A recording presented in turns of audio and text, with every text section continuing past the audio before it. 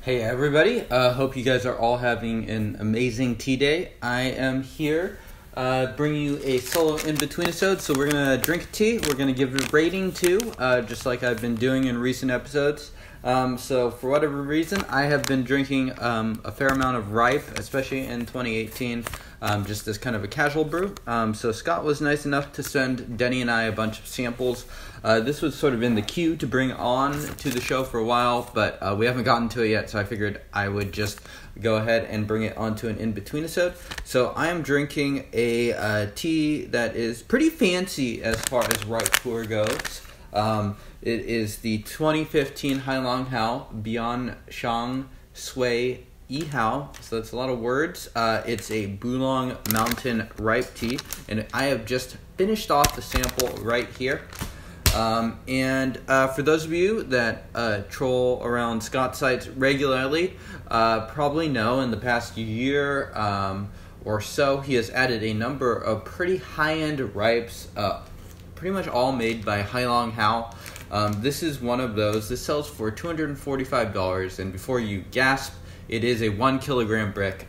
So that ends up making the price 24 to 25 cents per gram. So again, that's pretty expensive as far as ripe pu'erh goes. It certainly puts it into the premium end of the market, but it's a lot. There's certainly some sticker shock once you see the $245 marker.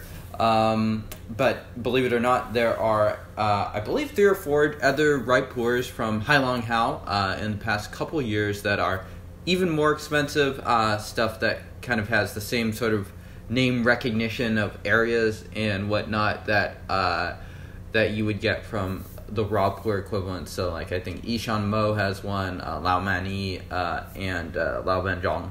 So there's quite a few high-end ripes. This is sort of a high-end ripe, but not the highest-end ripe. So we're going to start there. So we're finishing off the sample. So I am actually using 10 grams, almost 10 grams of leaf here, which is quite a bit. But I find that ripe can usually take it, and sometimes these heavy sessions can be quite interesting. So it feels like fermented cherries right now. It's pretty clean, and this is actually a steep 6 or 7 right now that I'm on. I'm not sure exactly. I was brewing this tea earlier in the morning. Tea is still going pretty strong. This thing is about, I'd say, 250 milliliters. Usually when you brew a bit heavier, you can expect a little bit more longevity out of it. So yeah, cheers guys. This liqueur in my cup is not pitch black, but it's close. So cheers.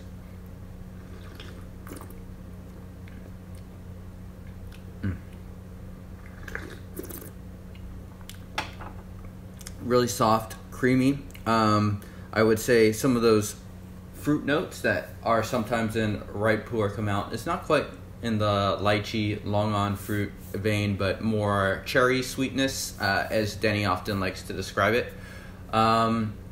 Earlier I was getting some more cocoa notes. The one thing that I think really does stand out with this ripe pu'erh is that the mouthfeel and the aftertaste is much stronger than your average ripe pu'erh. It just sort of lingers at the back of your mouth, and that's a characteristic that I don't find that often, and into the throat. And it's just an uncommon characteristic to get from ripe pu'erh. Of course, you could get that from raw pu'erh for higher end teas. So the endurance and the length of the aftertaste I find to be quite outstanding for a ripe pu'erh.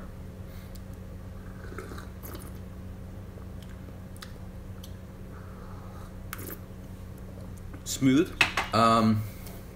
Yeah, and I was actually thinking in my head that how this might compare to the Yunnan sourcing production of the Hui Run, and I think this might be kind of a souped up version of that tea. That tea also comes from, I think, Bulang area. I'm not positive.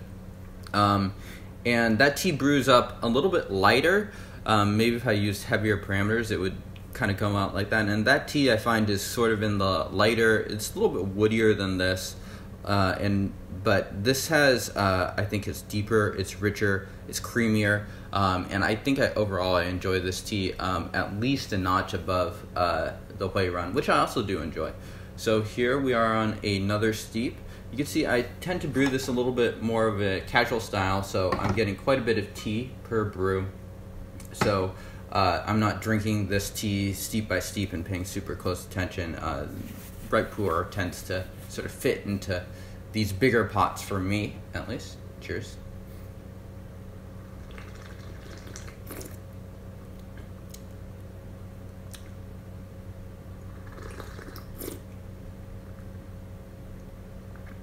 This one is a little bit different than it has been. I'm getting more of those grainier, woodier cocoa notes to this.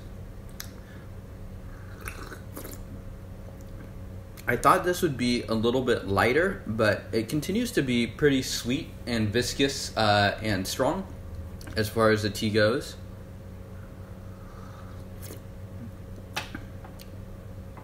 Yeah, and I find it just lingers sort of in this area and leaves a really strong sweetness in the mouth. I've been drinking this throughout the morning, and it's, I don't know, I've been tasting the aftertaste. I've been enjoying it quite a bit.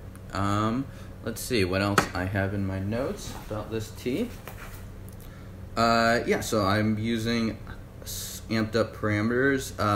So yeah, I mean, this area of tea, Bulang, it's sort of that Munghai area has been commonly used for ripe pu'erh.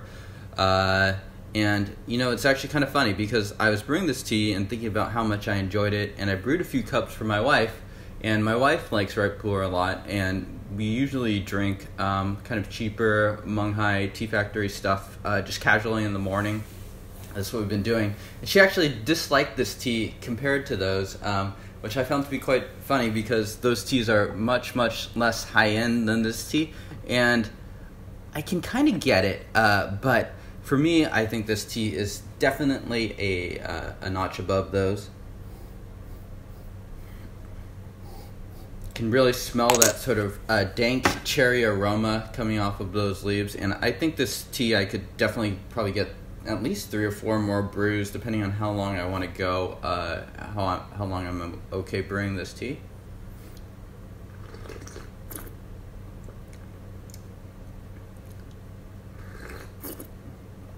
Sweet, creamy, complex. This is not a tea that I think I'm going to end up buying, and that's mainly just not because the tea is bad, but just because I have a lot of ripe pu'erh, and because it is quite expensive as far as ripe pu'erh goes. That being said, I do find it to be a pretty exemplary ripe pu'erh. I think it's a notch above both the lumber slut from white tea and the Munghai 7452 that I brought on. So I definitely say it's maybe in the top 10% of ripe pu'erh that I've tried. So I think for those that are curious, I think it's certainly worth a sample. If you are a big drinker of ripe pu'erh, you could consider getting the 1 kilogram cake. I'd recommend sampling it first.